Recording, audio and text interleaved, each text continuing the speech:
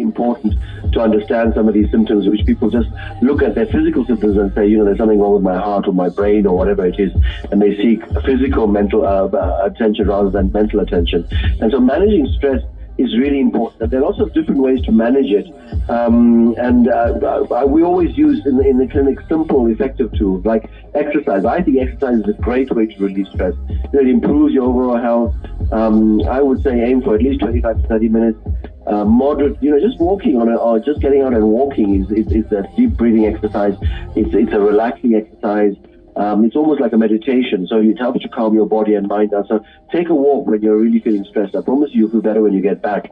And then time management. A lot of people today, we're living in such stressful lives in terms of your boss, in terms of your tray is always full, your demands are always there, there's always something or other going on. And learning to manage your time effectively, I guess, can help you reduce your stress. So for me, I always tell our patients, set realistic goals and deadlines. Learn the most important thing, and I'm sure you know this, is learn to say no to some requests that are not a priority.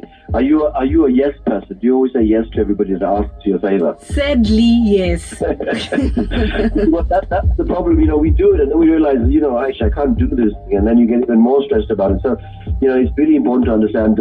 Sometimes no is as good as saying, I'm respecting my body, and then of course social support. Spending time with people that you care about, that can actually feel that you're supported and make you feel less stressed. Talk to your friends and family. Men are worse at this. Women often engage in chatter with their girlfriends and with their social mates. Men tend to curl up and it's almost like going to a cave. So we need the men who are listening out there to understand that going through stress can be much better if you're talking to somebody who can actually help understand. So that's really important. And ultimately, if these things have occurred and you're still not feeling right, you're resorting to painkillers or sleeping pills or some of these abusive things like alcohol and cigarettes and some of the stuff to escape, then you need professional help. And if you're struggling to manage stress on your own, you really need to consider taking or talking to a therapist or a counselor. And they can teach you coping skills and help you to develop a stress management plan. And these are all available both in the public and private sector. So it's really important to understand we can do lots of things provided you come forward. It's a bit like people who are dependent or abusive of alcohol. Unless they actually admit there's a problem, they won't seek that problem. So once you admit that you do have stress, there are lots of people, both psychologists and psychiatrists, as well as ordinary general practitioners who can help you manage that stress without actually resorting to pain tablets and antidepressants, etc., which do have a role. But there's a lot of things we can do before that. So, I'm sure people that are around you, and you can actually see from their face or facial expressions that they're stressed. Just within, your work day, you can actually look at people and see, hey, that guy looks stressed. Do you see that on a daily basis? Every day. Yeah, I'm going to pause there. Do you have any questions? I think the only question that I might have, I want to talk about dealing with it. We've been talking about, how we tend to have stress there and there, but I want now to get to a point where, okay, fine, we get the fact that we get stressed, but how are ways in which we can deal with it? You talked about walking.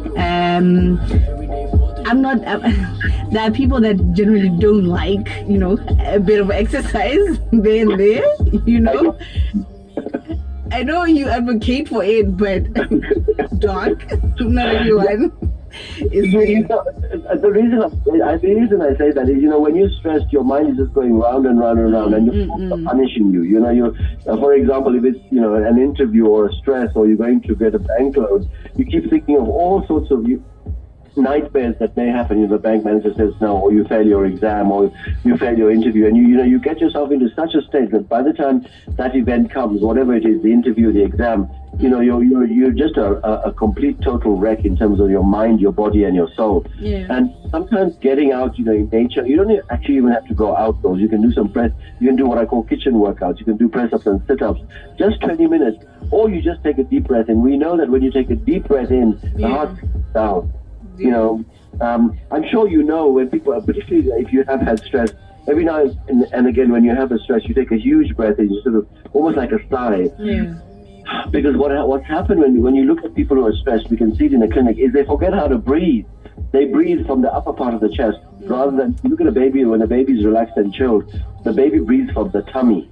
So they take a huge breath in and they breathe out, and we forget how to breathe. So what we do in the clinic is actually get them to become friends with their breath, so that it slows the whole process down. And of course, there are some quick fixes like chamomile tea, calendula tea, peppermint tea. These things do help, but I always ask the question, and on this program it's really important, is to go upstream to say, Kante, why am I stressed? What is actually causing this? What is causing my heartburn and my stomach cramps and my lack of energy? Sometimes the people want us to do lots and lots of blood tests, and what we try to say to them is, it's nothing to do with your blood, it's got to do with your brain. Okay. No, I get you.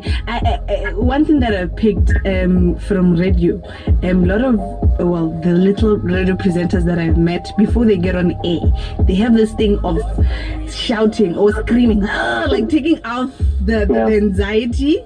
At first, I used to be on some, what is this person doing? Up until I got to understand, the reason why they do this is because of this, and I do it all the time. Absolutely. It's actually a form of physical therapy. I'm glad you mentioned that. I forgot the name of what it's called. But literally, there are some therapists that actually want you to shout it out, to get a boxing bag and box into the bag, to release that pent-up emotion and stress and anger. And people actually feel better. I mean, I guess you can call it shout therapy, but there is a word for it in the psychology, but I can't remember what the term is. But you're absolutely right. It's a form of release. And if you don't release it, what happens is exactly this. You have these short temper outbursts. You don't really mean it. When you actually, shout at somebody, you think, hey, what have I done? Because you're just, speaking from the cuff and behaving from the cuff. And when you see these outbursts, you have to actually look at yourself and say, what's going on with me? You have to actually have time to set aside and look in the mirror to say, there's something wrong with me. And once you recognize that, you can seek therapy, both in the public and private sector. So everybody listening out there, particularly the young men out there, if you have some of these symptoms, go and see a counselor if you can't get support within the family. All right, Doc. Thank you so much for today. I loved it because you know why? I feel everyone has come across this thing called stress. Even kids. When I started the show, I told them we're talking about stress one way or the other. I'm telling you, one of you actually everyone has encountered stress. No, absolutely. It's these of the 21st century, and actually, unfortunately, it does end up, if you don't manage it, it does end up with physical issues, blood pressure, palpitations, accidents, road traffic accidents, you don't know very well, abuse in terms of, energy drinks and those toxic Red Bulls and coffee and all of this, it can be managed if nipped in the bud. So recognize the symptoms and seek some help. And next week we're going to be talking about generalized anxiety disorder and panic crisis. Many people I've seen in the clinic have panic disorders and generalized anxiety. What is it? How do we treat it? Who gets it? And how do we prevent it? That's next week. All right, Doc. Have yourself a great week. Thanks, Victor. Bye. All right, it is 10:45 and over to your station of choice. That was Dr. Burger talking about stress. Hope everybody got one or two things from that. For now,